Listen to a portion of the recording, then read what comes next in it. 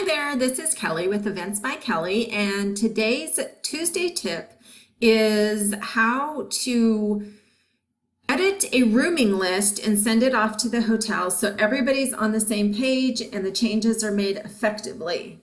So here on my screen is a rooming list that has been sent to the hotel. And it has everybody's name, their arrival date, their email address, how many nights, the room type, and then any notes.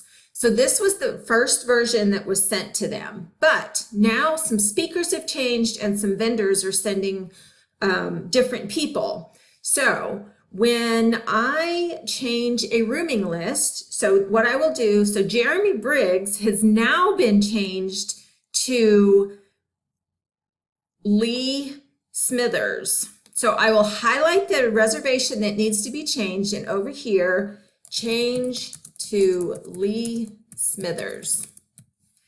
And then highlight that there. So when I send it to the hotel, they will know that any area that's highlighted, those have been changed. So Steph has been changed to arriving a different day. So she's actually not going to arrive until the 26th. So we need to change that to the 26th. Make sure it's highlighted because they know that that's where they need to look for the change from her reservation. This is now one night. Highlighted. And you can put a note, date of arrival changed, and number of nights.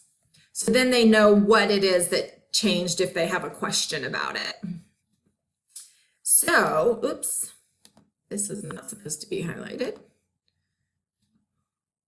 So then when you send off this change to the hotel, you can just do File.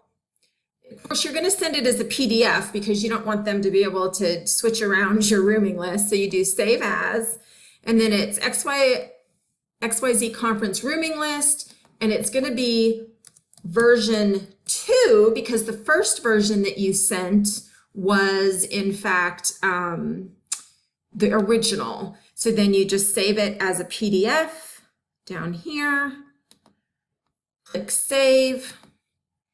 And now it's saving the PDF version, and then you can just send the PDF document off to the hotel. They know and tell them there's changes to look for the highlighted, and they should be able to send it right. And then, of course, tell them to send you an updated copy of the rooming list in last name alphabetical order or arrival date, whichever is easier for you. I like it in alphabetical order because then that's what I keep mine in, and then I can just check back and forth and make sure all the changes are accurate.